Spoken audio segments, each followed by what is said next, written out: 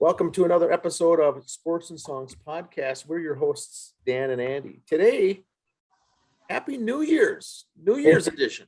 New Year's weekend, yes, sir. New Year's weekend for the show. We're going to do a little special for the audience. We're not going to go into updates on current events and sports and whatnot, but we're going to give you a little recap of a World Series. In fact, today's episode is going to be the 1987 World Series, the Twins versus the Cardinals. Ah, yes, the memories.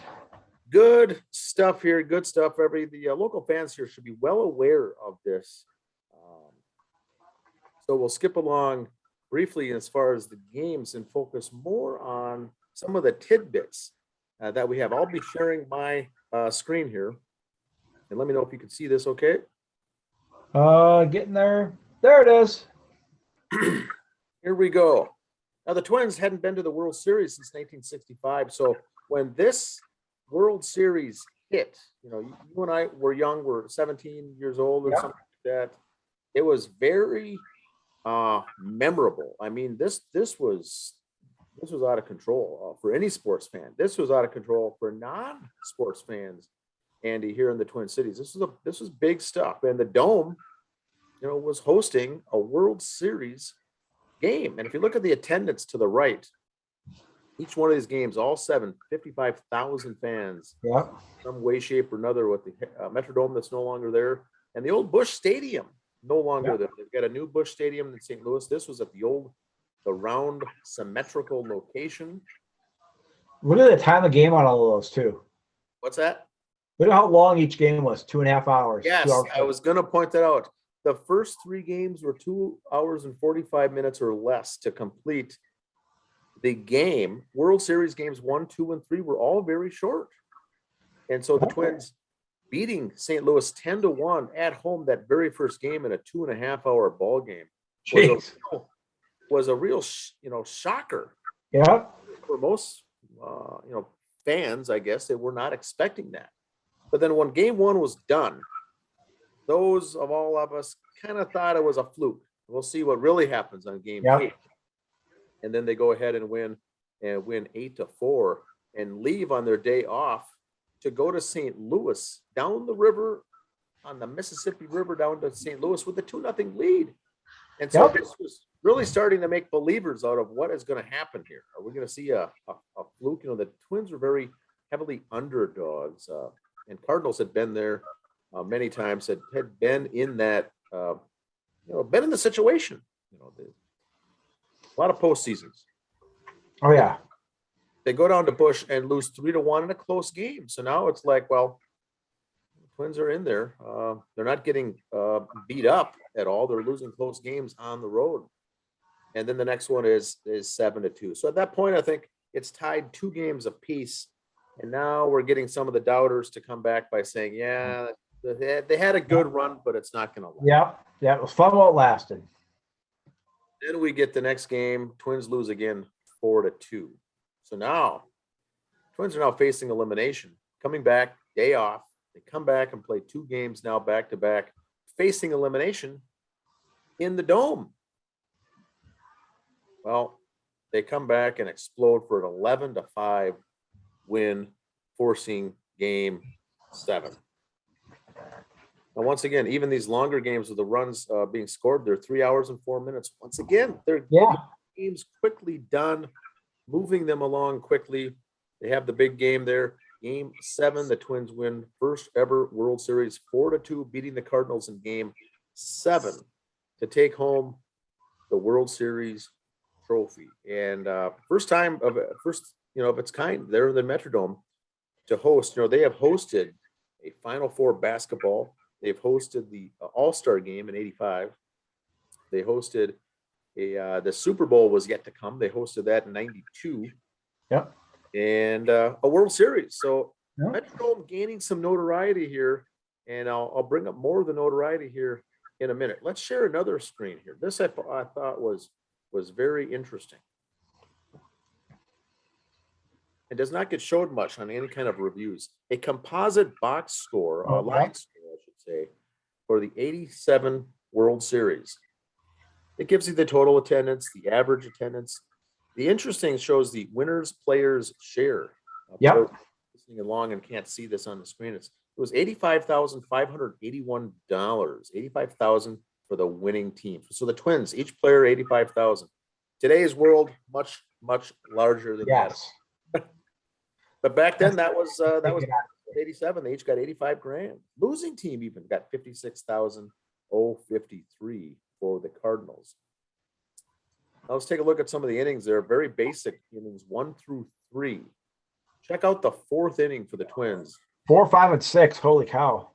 The runs being put up, 13 runs the Twins scored in the 4th inning of that World Series, 8 runs in the 5th inning, and 7 runs in the 6th, all in the middle innings. And so it seemed to be right about the time that the starters were coming out, or they've seen the starter Yep. a couple of times through the order, and we're starting to settle in. And really got their runs scored, and then they forced St. Louis to play catch up, and they weren't too good at doing that. I think the most surprising stat right there is the 6 errors by the Cardinals in the 7-game series. Very surprising in a 7-game World Series to have the St. Louis Cardinals, a veteran team, committing 6 errors and being outscored by 12 runs. Yeah. And basically hitting was about the same, 64 to 60 in hits. But that was an interesting line score here. While I have that up, I'm going to go through some notes here about this. Here's the thing I like the best. Andy, you're going to love this. By winning it in regulation 9 innings, the Twins ensured the 1987 World Series was the first in which no games needed the bottom of the 9th. No other World Series since then has had that happen or before. Every game in this World Series was 8.5 innings. There was no bottom of the 9th in this World Series at all. That's when the 0-run score. There you go, 0 runs. There was no bottom of the 9th, and it's first time and only time it's happened in a World Series history for 7 games to go 7 games. Never have, with the home team winning every game. Now, that's happened before where the home team has won. In fact, the Twins in 1991 was another one where both teams in the World Series all won the home games. Yep. But that game, and even in 2001, in the World Series in 2001, all the home teams won each game there. But those games, those World Series in 2001 and 91, both had games in that series that went extra innings. Yep. 1987 did not have an extra inning game. Every game went 8.5 innings. That's, I think, also for the reason for the quick games. There was not a lot of pitching changes later in the game and things like that to push it along with no extra inning games. They were close. Some were blowouts, but majority of the games were close. Every game went 8.5 innings. Very interesting. Now, like we talked about before, like the game where it was 10-1, you could put a reliever in for 3 innings in the World Series because you got the long reliever, your 5th starter. So you're not changing pitchers every inning. It is true. Now, the after the defeat in 87, the St. Louis Cardinals were a very dominant team. But their run and their reign of dominance really ended in the 80s. After this World Series, they couldn't recover. Yep. They failed to even win their division again until 96. And those were the years the Braves were going to the World Series, the East every year. But boy, this Cardinals really took a shot. Now, 2 players, Andy, 2 players in the 87 World Series went on to become Manager of the Year award, to win the Manager of the Year, that were players in this World Series. One was Don Baylor. Okay. Went on with the Colorado Rockies to win Manager of the Year in 95. Then the Cardinals' Tony Pena. That's right. With the Royals in 2003, Manager of the Year. So 2 Manager of the Year, future Manager of the Years were in this game as players in this series.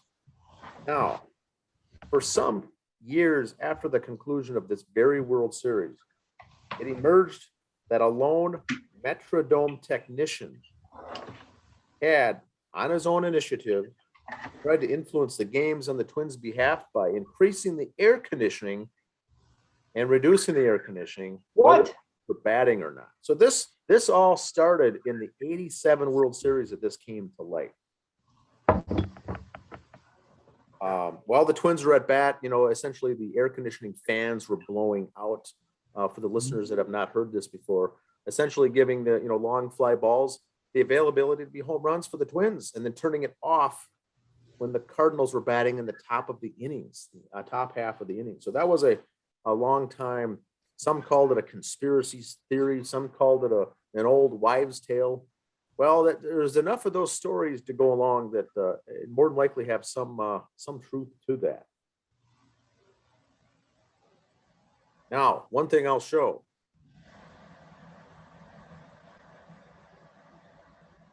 The turf, Metrodome turf.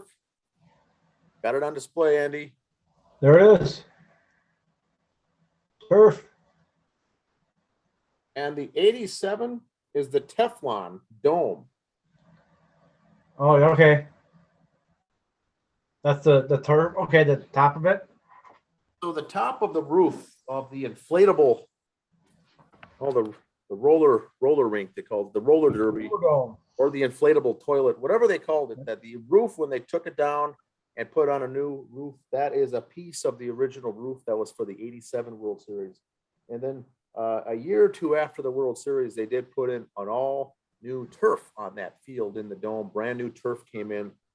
That is a square, I think about a 5 by 5 inch square of the original turf from the 87 World Series. I thought it'll be interesting for the fans to see that a commemorative piece of information there.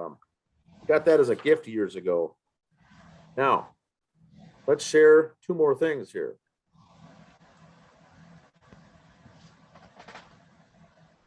Program. Yep. World Series program, 1987. You see Babe Ruth in there, Hank Aaron, Willie Mays. I like the Mike Schmidt on the bottom left Phillies. Yeah, that one kind of bothers me. I like him, so that's what my eye went right to there with that shot there of the Phillies. But good stuff. And then the final, winning the here we go. Let's see, winning the World Series. A lot of things happened, for the Twins. A lot of good things. Being on the cover of magazines. They were 3 weeks in a row then. I remember that because I got all those. Oh, it's very, very fun to be on the world on the stage there in the state of Minnesota, where we, youngsters our age at this time had not seen a Super Bowl championship. We were not around for the Minneapolis Lakers basketball. Yeah. We didn't know what success really was. And now to be on the top of the world with the parade that goes through town, being on the covers of Sports Illustrated, being on the topic of a lot of shows, very interesting. Did you go to any of the parades that day? No, I did not. So, once again, I was 17. I think I was working and in school, and some people got let out, and some schools I think closed to attend. Yeah, we all but closed at Minnetonka. Okay. I was down there. You did? Okay. Any good stories? Yes. They we were in St. Paul. They did Minneapolis first. And you had your little transistor radio. You didn't have iPhones for news, what's going on, why they were late and everything else. And Star Tribune tried to have signs they put in their paper to hold up when people came by. Well, you couldn't hear. You give a bunch of rowdies a bunch of newspapers. That wasn't a pretty sight. They had those little, looks like a 3-wheeled little cop car, like one little person would sit in it for crowd control. This little lady's trying to drive down there with crowd control. We're rocking her little car back and forth. She's going down. I felt kind of bad for him because it was a losing battle. We were a rowdy group, but no one was getting hurt. We were just having a good time, and because we thought this is a once in a lifetime shot. Yes. And we're pretty close to it being a once in a lifetime shot, but yeah, it was fun. Kind of wish we could for the North Stars a few years earlier, but that's another show for another day. Well, fun stuff. And the 87 was the year the Minnesota Twins got Steve Carlton. Yes. That year. So they had Carlton as a starting pitcher, and I think they used him more of a maybe number 4, number 5 guy. Was not on the roster of the playoffs. Yep. So The, So we had Don Baylor as our DH. Steve Carlton was not on the playoff roster, but still attended the White House to be Yep. congratulated by President Ronald Reagan. While making a photo op with the president, local newspapers listed the names of all the Minnesota Twins. The only man who was not listed on that photo was Steve Carlton, but was simply identified as a Secret Service agent. He was a tall man in the back wearing dark sunglasses and not in uniform. That was Steve Carlton. He was credited in the photo as a Secret Service agent. They brought him in and says, even though you weren't on the roster, we want you to come and meet the president. He had street clothes on with a pair of sunglasses, and the local newspapers called him a Secret Service agent. But that was Steve Carlton. If you look, I want to find that photo if anyone has it. And that was Reagan, right? That was Reagan in the White House? Oh, yeah, to meet President Ronald Reagan. You know, Reagan might have been behind that going, just say you're with the Secret Service, young man. You know, Could have been. I wouldn't believe it. If that was the story, I would believe that. It's a very interesting story. So if someone has that photo or can find it, I'm interested in seeing it because I didn't know that myself until I started the research for this episode. Yep. And you know, one of the keys to the Twins that year, it was the same thing they had in 91. They had a full-time DH. They called Don Baylor, you're our DH, period. And that worked for him, you know. And with guys like Frank Viola, Gary Gaetti, Kent Herbeck, Kirby Puckett, you know, this was some fun stuff. This was also broadcast on ABC. Yes. And this was the last time a World Series broadcast on ABC went a full 7 games. And you don't see them doing baseball World Series anymore now, but that's the last one. 87 Twins with Al Michaels. Al Michaels, yep. Still a fan of him. So that is good. They only won, I mean, in 87, let's see. Oh, they actually won more games the following year. In the following year, they had a 91-win regular season for the following year. And see, they only got in this year with 87. Yep. It was 87 wins in 1987, which is only 6 games over 500 once again. Right. So did not have the biggest team, the best team, but you have high above average players and you have chemistry and you got guys that get the job done and not many mistakes are made and you play clean baseball. And who knows what happens? You can shock the world. Big upset. Well, a lot of those guys came up through the minors together too. Yes. They were familiar with that. It wasn't some throw together team of hodgepodge guys. They were all together. I think, wasn't TK their manager in the minors for some of them too? So they were familiar. It may have been because they came up through the farm system, and when they had Herbeck and Gaetti and these guys, Lombardozzi, I think, they came up and they all rose to the peak and came up around 1982. Yep. That's when Herbeck came up in 81 and a bunch of the other guys in 82. And that's when they had the worst season of all, was 1982. And but these guys played well together, and in 5 years, the core group of guys won a world championship. Yep. Anything else on this one, Andy? That's all I've got for the info. I remember the Sweet Music Viola sign. Frankie Sweet Music Viola. People would paint it on a bed sheet, and that was the sign over the thing. He went on to be a Met later on. Yes, and if I may, I was in St. Louis for a Mets game, his first Met game. I was there that weekend. He got traded to the Mets. Okay. And, that was mid-season trade, right? Mid-season, August, 1st of August, deadline trade type deal. So we were there, saw Frankie's first game with the Mets. And that was Shea Stadium. Okay. That was in Busch. It was at St. Louis. Oh, you were in St. Louis to watch the Mets. We were at St. Louis to watch the Mets. Okay. Yep. At the old Busch Stadium. The old Busch, yes. I remember it was so seeing him there, that was pretty exciting. Seeing Frankie there. So like, hey, Frankie. He's like, Andy, how you doing? Nice. Of course he did. Of course. Tight. So no, that was cool. Frankie, Juan Berenguer, Dan Glad. Here's one thing people don't remember about Glad when we got him. Our odds for winning the World Series went up a bit when we got him. Not that we were favorites anyway, but they did go increase. Glad, a couple years right, finished second or third, I believe, in Rookie of the Year behind Dwight Gooden. So he wasn't like let's get this fifth outfielder from the Giants and see what he could do for us. Yes, ball yes. player, crappy player. We got for him. We just had a solid defense. I remember just as much as the guy may have been a jerk, but Steve Lombardozzi, Gagné, Gaetti, Herbeck, the infield were just solid. And you had Newman you could plug in the 8th or 9th inning for the defensive replacement for the middle infielder or the Sunday lineup to give a guy a day off. Yep. That's the thing. I remember that team was pretty set. Kirby was a good leader. Yep. He was a good leader.